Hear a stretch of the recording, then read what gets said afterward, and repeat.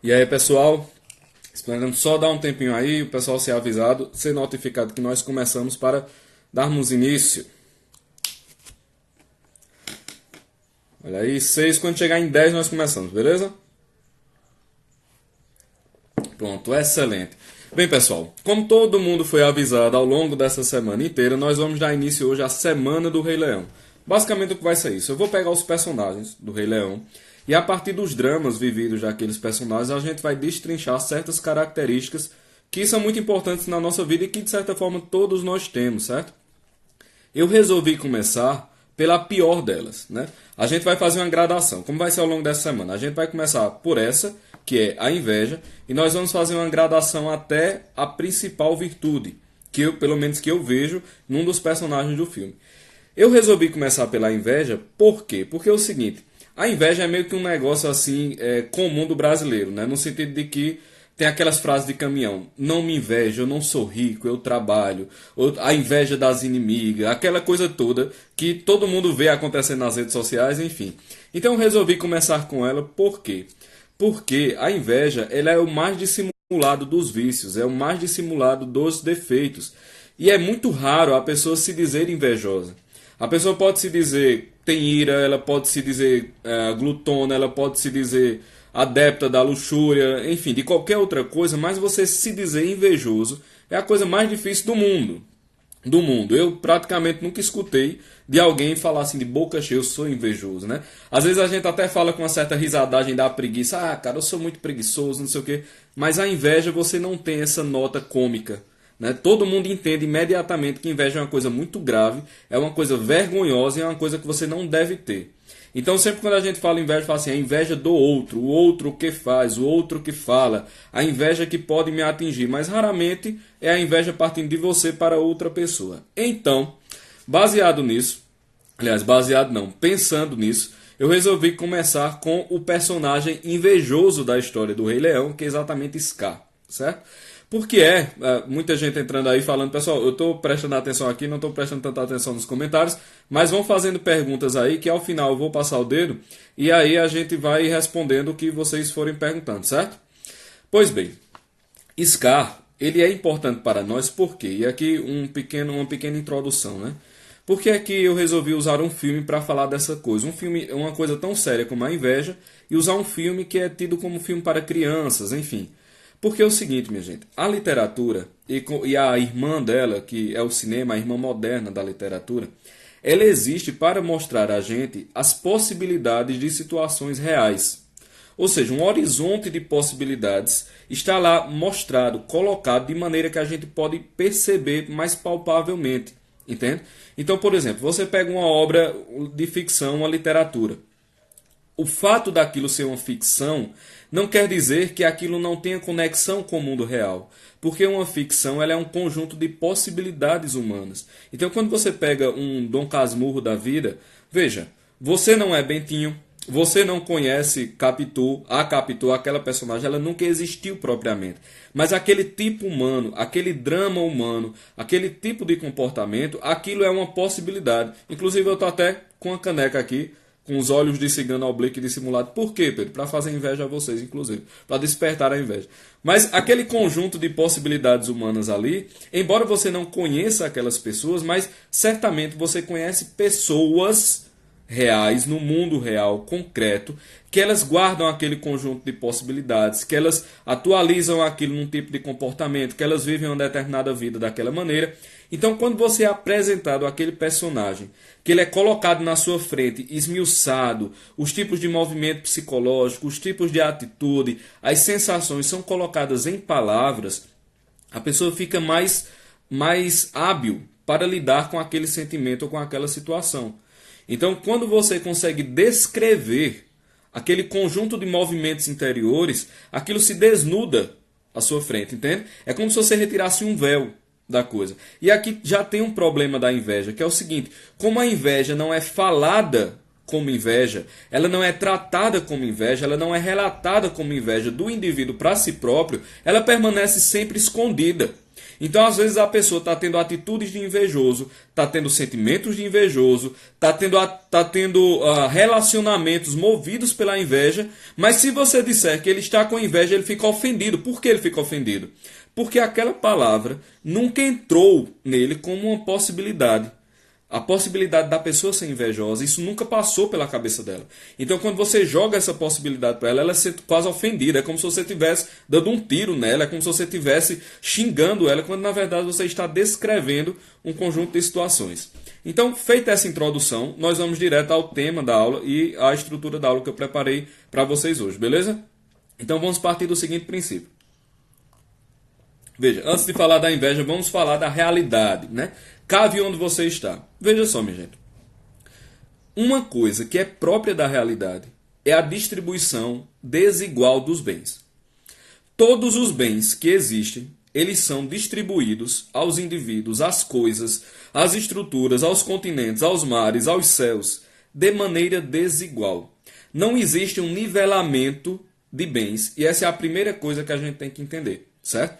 Todos os bens, eles são distribuídos desigualmente, porque todas as coisas têm uma ordem. Veja, uma ordem, ela implica uma hierarquia de bens, ela implica categorias de bens. Se você tem tudo assim, num plano só, então você não tem ordenação, porque uma ordem é um ponto ordenado que se encaminha a um outro grau. Então, se você tem uma ordem de coisas na estrutura da realidade, isso implica dizer necessariamente que você vai ter uma hierarquia de bens. Isso é da estrutura da realidade, percebe? Tudo tem uma hierarquia de bens. E essa hierarquia de bens, ela não é uma injustiça. Esse é o primeiro ponto e o ponto básico do qual nós temos que partir para tudo na vida, inclusive. A distribuição desigual dos bens na realidade, ela não é um movimento de injustiça. Veja, eu estava conversando esses dias com uma pessoa no direct, ela veio me falar um drama pessoal, que foi o seguinte. Eles perderam, era um casal, né, eles não morreram, é um casal jovem, e eles perderam uma filhinha, né, se eu não me engano, foi uma filha. Foi esperada com muito amor, foi esperada com muito carinho, tudo foi preparado, e quando ela ainda era muito novinha, questão de meses, eles perderam a menininha. E aí, ela dizendo que estava sofrendo muito com aquela coisa toda. E uma das coisas que eu conversei com ela foi o seguinte. Veja, o fato de procurar porquês, procurar razão agora é uma das coisas mais cruéis que você pode fazer com você mesmo. Por quê? Porque é o seguinte, é óbvio que diante desse absurdo, né, o absurdo da perda de um jovem, né, claro, a morte de um velho, ela é a morte de um velho, já é meio que esperado. Mas a morte de um jovem, ela é como se fosse um absurdo, é como se não casasse, né? A morte com a juventude. E quando você bota um bebezinho, aí fica mais difícil de entender ainda, porque o natural, o corriqueiro é que ali fosse a explosão da vida, não a morte. Então aquilo gera um certo absurdo, a percepção daquilo. Só que ficar procurando as razões pelas quais aquilo aconteceu é uma busca cruel, porque existe um coeficiente de ignorância no modo humano de existir. Veja, não é uma injustiça que nós não saibamos de tudo. É um dado da realidade.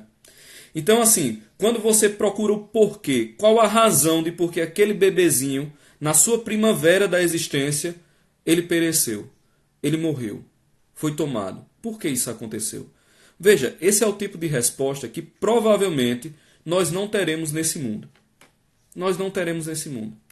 E o que acontece? Se a gente se revolta contra esse fator de ignorância que é próprio da natureza humana, nós entramos numa espiral de insanidade, numa espiral de revolta, numa espiral de ira, de angústia, de ódio, de mal. Nós entramos em contato com o mal direto.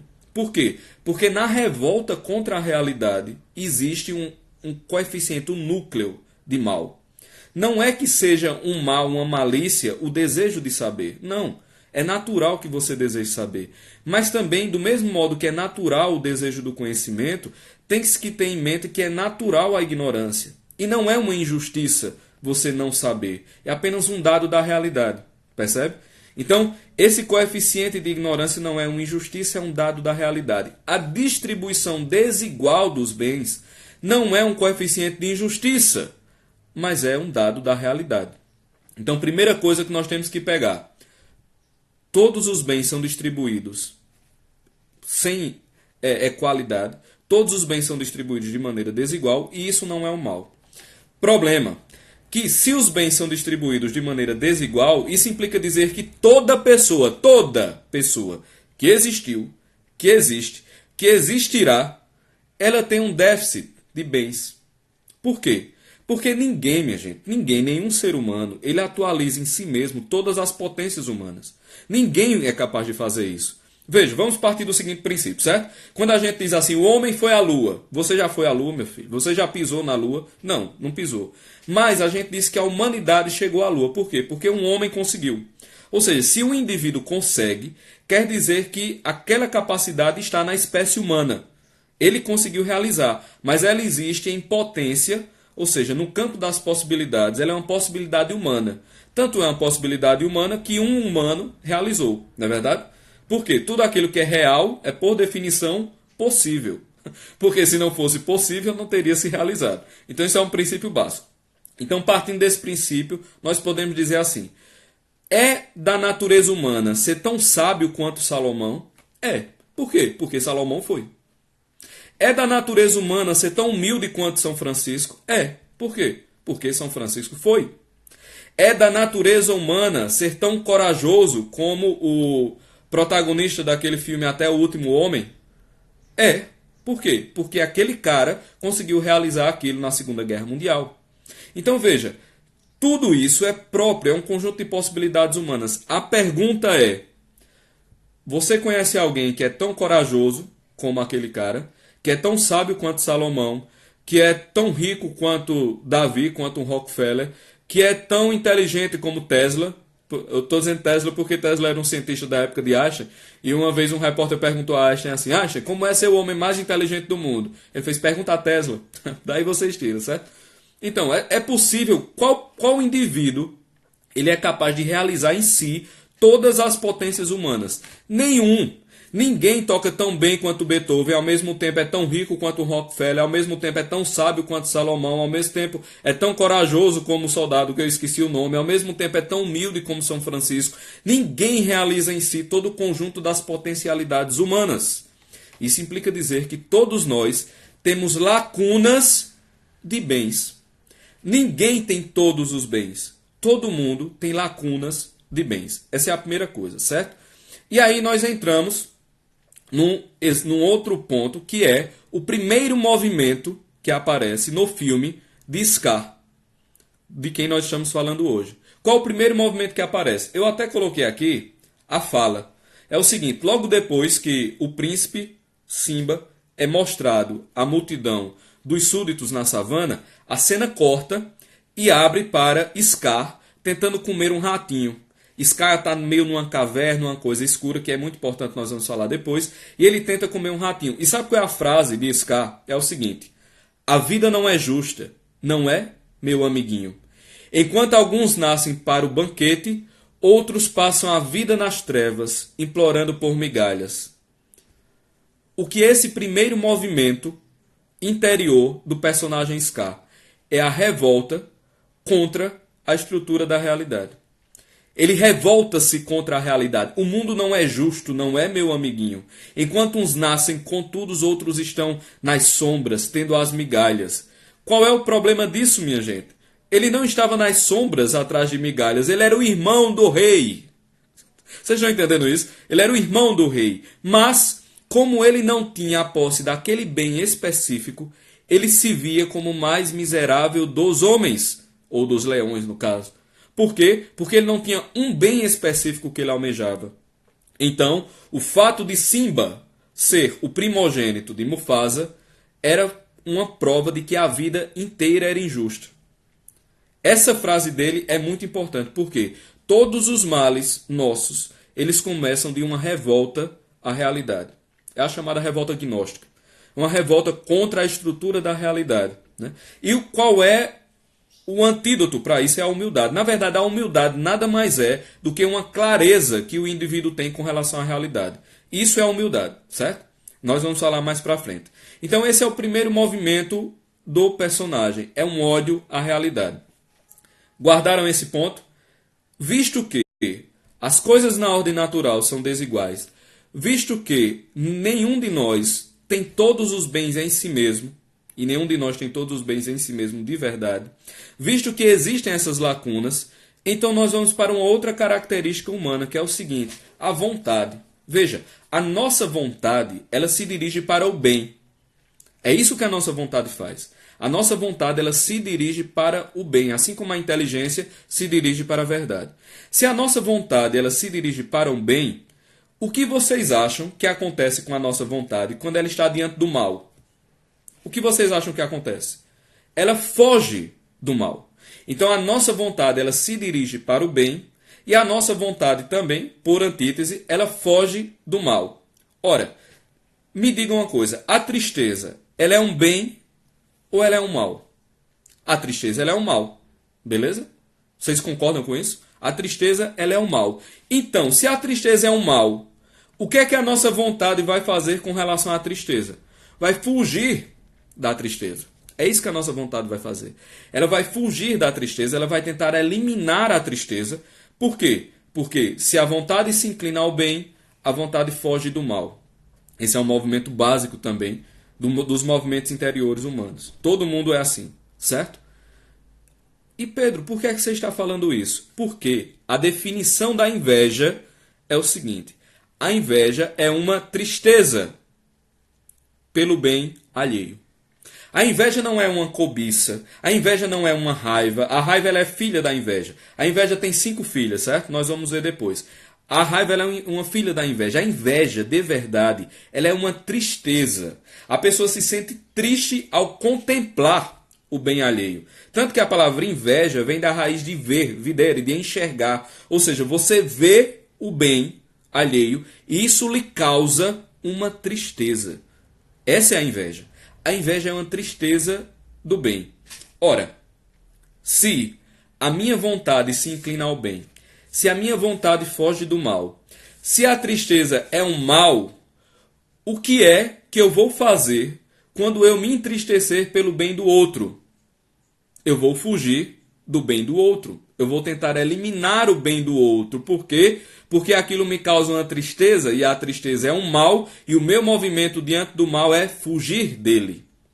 Certo? E aqui nós temos as 5 filhas da inveja. Pedro, como é que eu faço para saber se eu sou invejoso? Vamos fazer o seguinte: eu vou dizer as 5 filhas da inveja, e aí cada um vai se examinar e ver se já executou uma dessas 5 filhas da inveja, ou se já foi vítima delas, ou se percebe isso no ambiente. Beleza?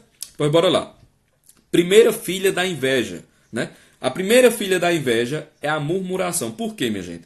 Se a inveja ela é uma tristeza pelo bem, eu vou tentar eliminar isso que me causa tristeza. E uma das maneiras de eliminação disso que me causa tristeza é ou a diminuição do bem. Veja, eu vou diminuir a potencialidade do bem, por quê? Porque se ele é um bem assim, cada vez que ele for um bem maior, mais triste eu vou ficar. Então, um dos primeiros movimentos da inveja é a diminuição do bem, ou a diminuição daquele que possui o bem. E essa diminuição pode ser feita de 2 maneiras: através da murmuração e através da detração. O que é a murmuração? A murmuração é a boa e velha fofoca. É a diminuição do bem através do movimento de fofocar sobre a coisa, de diminuir a coisa. Então, por exemplo, quando a pessoa diz uma grande notícia, vocês já viram esse tipo de gente que é assim? Estou dizendo que são só vocês, não. Não tem aquele tipo de gente que você dá uma notícia. Não existe nenhuma notícia que seja boa o suficiente. Toda notícia, ela carrega, a pessoa percebe e ela acha que ela deve falar. Ela dá uma sacada e diz assim: mas isso, assim, assim, assim, não poderia ser dessa maneira? Ó, cuidado com esse negócio que você fez, porque isso pode dar errado assim e assim. Ó, cuidado, fulano fez tal coisa e isso também deu errado assim e assim. Ó, por que você não faz igual a cicrano, ao invés de fazer isso? Veja, em todas essas frases existe um movimento de diminuição do bem que foi apresentado. Então o que aconteceu? Eu apresentei à pessoa um determinado bem, a pessoa sentiu nela uma dor pelo tamanho do bem, E o que é o movimento que ela vai fazer em seguida? Eliminar o bem através da diminuição dele. Esse é o movimento. Esse é o movimento psicológico. Vocês já fizeram isso? Vocês já foram alvo disso? Vocês já chegaram num almoço de família assim, achando que ia abafar, dizer uma grande novidade, uma coisa que vocês acharam massa, aí sempre tem uma tia que diz um negócio, aí sempre tem um primo que diz um negócio, aí sempre tem alguém que faz uma comparação diminuindo aquele bem. Vocês já viram isso? Pois é. Uma outra forma, uma outra filha da inveja é a detração, que a pessoa vai falar mal daquele que possui o bem. Ou seja, não contente em diminuir o bem, ela vai diminuir a pessoa que possui o bem. E isso é um traço característico do brasileiro. Todos nós, criados nesse meio aqui abrasileirado, nós temos isso. Porque assim como as pessoas, elas têm inclinações más, os povos também têm inclinações más específicas. Uma má inclinação do povo brasileiro é a inveja. Como é que eu percebo esse movimento de inveja no povo brasileiro? O brasileiro, ele não sabe elogiar livremente. Veja, quando eu elogio, eu estou colocando em evidência o quê? O bem alheio. Então, se eu chego e digo, fulano, cara, tu é muito rico. Você é muito rico. Quando eu digo que a pessoa é muito rica, o que é que eu estou colocando em evidência? O bem, riqueza. Quando eu digo, fulano, você é muito bonito, o que é que eu estou colocando em evidência? O bem, beleza. Quando eu digo, fulano, tu tivesse coragem de fazer aquilo, que negócio fantástico. O que é que eu estou colocando em evidência? O bem, coragem. Então, cada vez que eu elogio, eu coloco em evidência o bem alheio. Vocês já viram algum brasileiro elogiar livremente? É muito raro. Sabe como é que nós costumamos elogiar? Isso já é uma expressão linguística brasileira. É assim, ó. Por exemplo, eu vou elogiar a opinião de alguém. Aí eu digo, ó, não é que eu concordo com tudo que fulano diz, não. Mas fulano diz umas coisinhas boas. Porra, bicho. Por que você não diz logo que fulano diz coisa boa? Porque precisa haver uma nota de diminuição daquele bem. Entende? Tem que haver uma nota de afastamento daquele bem. Então não é que fulano é tão bom assim. Veja, ele tem uma coisinha ruim, mas, apesar disso, eu acho interessante o que ele fala. Quer dizer, todo elogio, ele é precedido, é como se fosse assim uma preparação, entende? É como se o movimento psicológico é o seguinte, ó, eu vou dizer um bem de fulano, mas você não acha tão bom assim não. Aí, para a pessoa não achar tão bom assim, a introdução do elogio é já com uma certa diminuição. Aí você já dá uma diminuída, que é para evitar que a pessoa ache aquele bem tão bom. Vocês percebem a loucura do negócio, mas é exatamente isso. Então essas são as duas primeiras filhas da inveja. Como é que a gente tem que evitar cair nessa armadilha? Nós temos que nos acostumar a elogiar com largueza, a elogiar com grandeza, a elogiar com magnanimidade. Quer dizer, fulano ele tem uma obra vastíssima, aí o cara comete um deslize. É nesse deslize que você vai focar? Não. Você vai elogiar com grandeza. Rapaz, fulano é muito bonito. O cabelo daquela menina é a coisa mais linda do mundo. Fulano é muito forte. Fulano é muito disciplinado. Fulano é muito corajoso. Fulano é um bom pai, é um bom marido, é uma boa esposa, é uma boa mãe. E pronto. Sem mais, sem reticências, sem considerações, sem sacadas fantásticas, que só você percebeu aquele elemento mal e você tem que dar a notícia daquele elemento mal. Vá se lascar, meu amigo. Eu não quero saber, não. Elogie com grandeza, elogie com largueza. Esse é um dos primeiros movimentos para a gente curar essa loucura da inveja. Então, as duas primeiras filhas da inveja, murmuração e detração. É aí onde tudo começa. Se você olhar a estrutura dos movimentos interiores do personagem Scar do Rei Leão, você vai ver que a inveja ela começa na murmuração e na detração. Na diminuição do bem e na diminuição da pessoa que possui o bem. Quem é a pessoa que possui o bem? Mufasa e Simba. Vocês vão ver que todos os movimentos de Scar com relação ao trono, a maneira como Mufasa rege o reino, as leis do reino, ao fato de Simba existir, sempre é um movimento de diminuição. Ou seja, ali está presente as duas primeiras filhas da inveja, murmuração e detração. Quais são as outras filhas da inveja? A terceira filha da inveja é o ódio. É o ódio. Por quê? Chega um momento em que a pessoa não consegue mais apenas murmurar ou detratar. Porque, veja, no movimento da murmuração e da detração, não há um contato direto da eliminação do bem. O bem continua lá. Por exemplo, se eu chego e falo assim, Olavo é um velho burro, eu odeio o que ele fala. Certo. Mas Olavo continua lá escrevendo livros, continua lá dando aulas, nada mudou.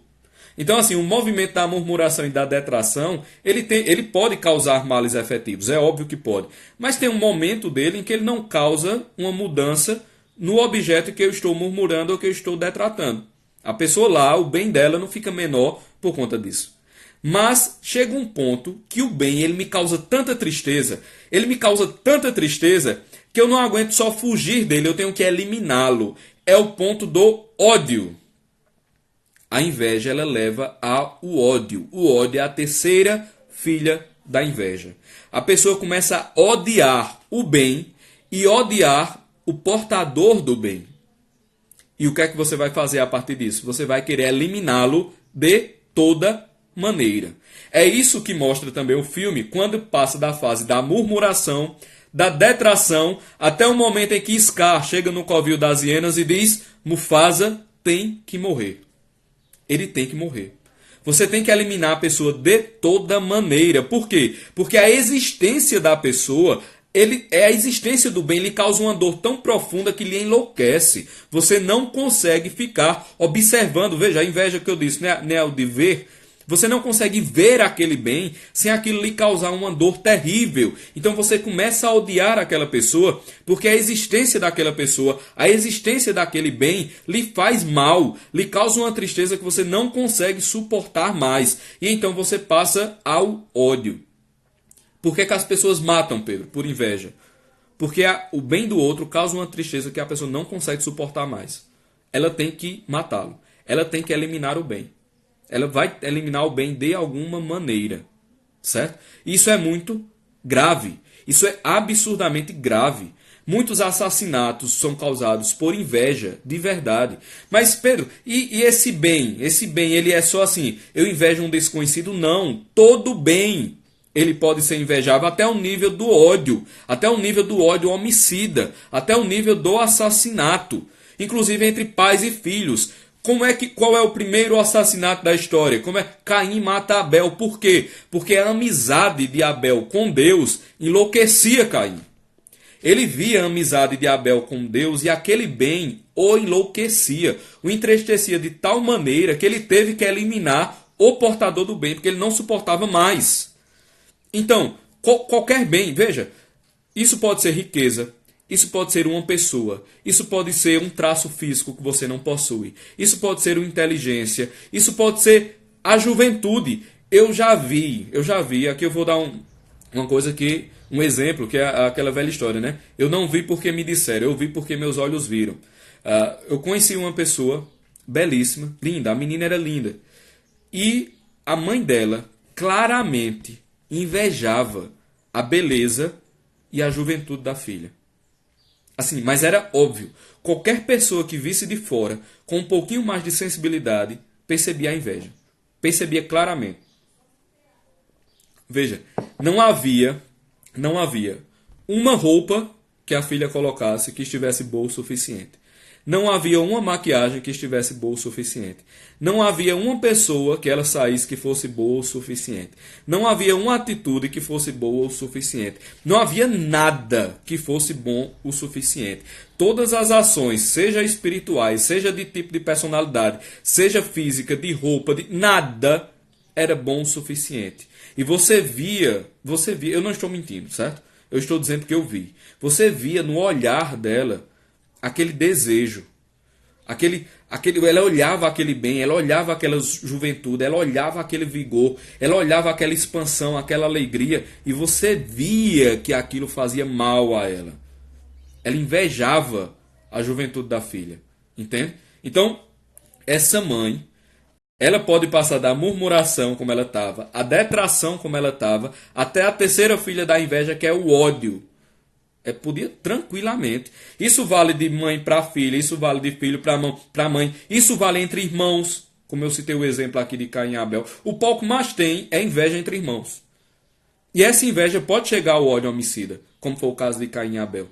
Então ninguém está livre tanto de ser alvo como de ser algoz desse tipo de movimento interior. Ninguém, nem eu, nem você. Ninguém. Quarta filha da inveja é exatamente a exultação pela adversidade do outro. Olha só que loucura. Eu vendo o bem que eu não posso alcançar, eu começo a me alegrar com o mal daquele que possui o bem. Cara, isso é um negócio assim que acontece demais nas redes sociais. Demais, demais, demais. Então suponhamos, veja um movimento filha da putice de todos nós. Alguém que é virtuoso, o indivíduo é virtuoso, certo? É uma pessoa corajosa, é uma pessoa boa, é uma pessoa que ajuda os outros, é uma pessoa que tem uma inteligência acima do comum, é uma pessoa que se expressa bem, é uma pessoa que conquista os outros. Aí essa pessoa comete um deslize. Todo mundo tem defeito, ela faz uma merda. O que é que acontece? Todo mundo faz, tá vendo? Isso não era tão santo. Como é que tá fazendo isso? Fulano não era tão bom, por que é que tá falando isso? Fulano não faz tal e tal coisa, por que é que tá falando isso? Nesse movimento não existe um movimento de preocupação com fulano. Não existe um movimento de blindar os outros da influência de fulano. Existe um movimento de inveja. A pessoa se alegra porque aquele que é possuidor do bem que ela não possui, caiu numa cilada, errou, fez alguma coisa ruim. Aquilo causa no indivíduo uma felicidade. É exultação pela adversidade do outro. Vocês já viram isso acontecendo? Vocês já viram? Eu já vi, várias vezes. Várias vezes. Vocês já passaram por isso sendo algoz nesse tipo de situação? Várias vezes também.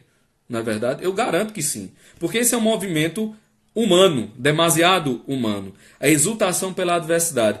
E tem um outro movimento, que é a quinta filha da inveja, que é a aflição pela prosperidade. Veja, quando eu não consigo derrubar o bem e me alegrar por derrubar o bem, eu fico aflito.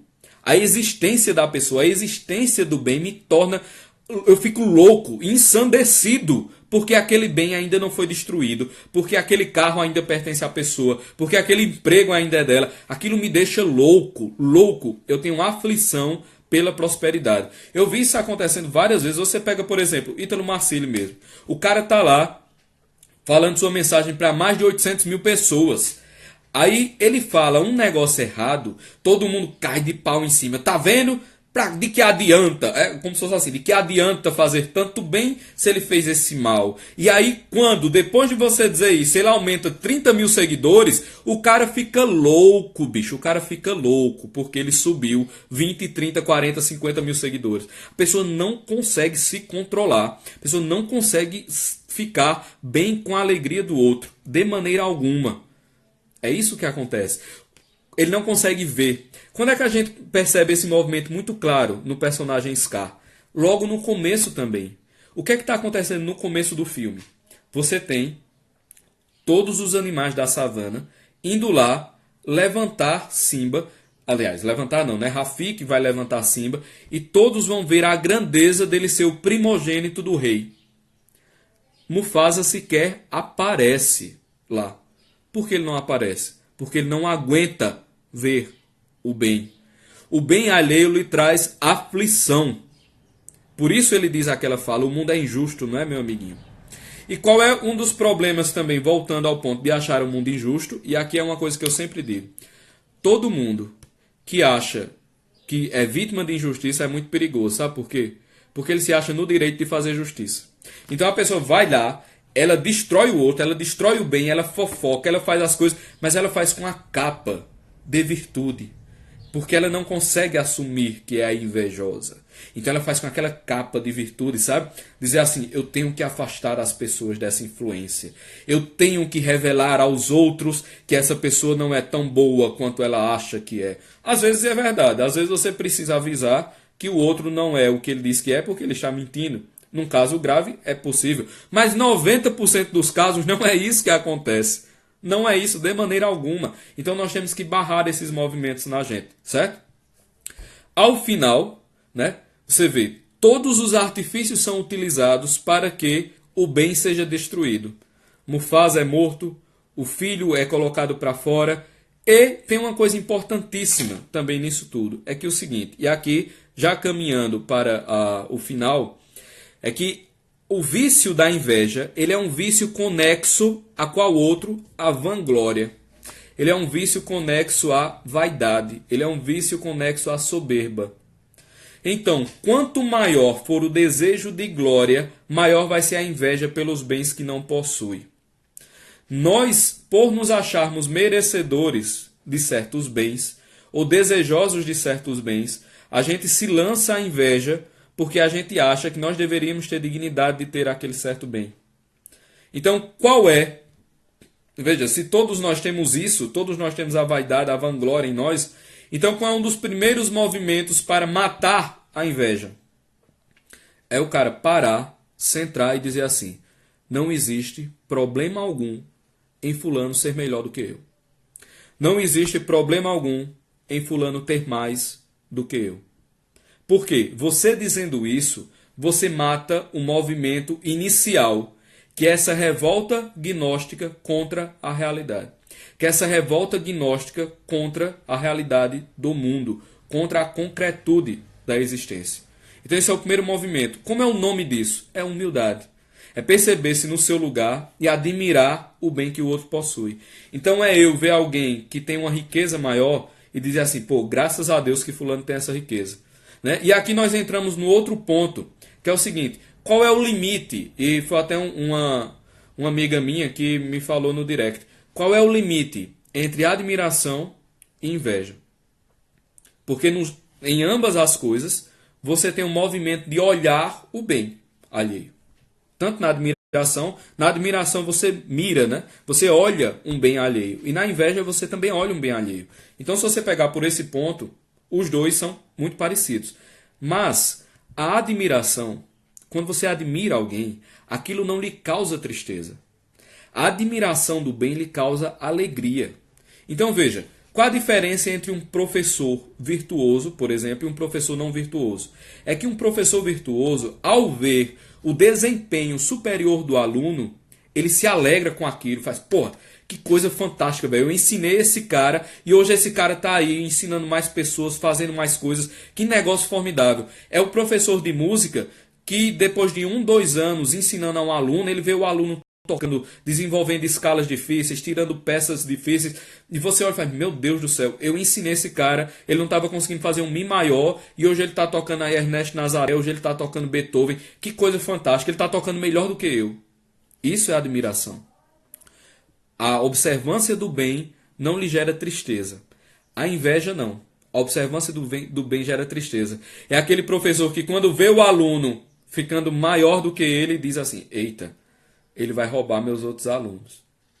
Ele vai tirar esses bens que eu acho que são meus. Aí ele, hahaha, que coisa fantástica. Mas aí por trás ele começa um murmúrio dizendo assim, tá vendo, fulano é desse jeito agora, mas não valia nada quando era meu aluno. Se não fosse eu, ó, fulano é desse jeito agora, mas ele é assim, assim, assim. Vocês não sabem os defeitos dele não. Eu estava lá quando eu estava ensinando a ele. Percebe? Essa é a diferença.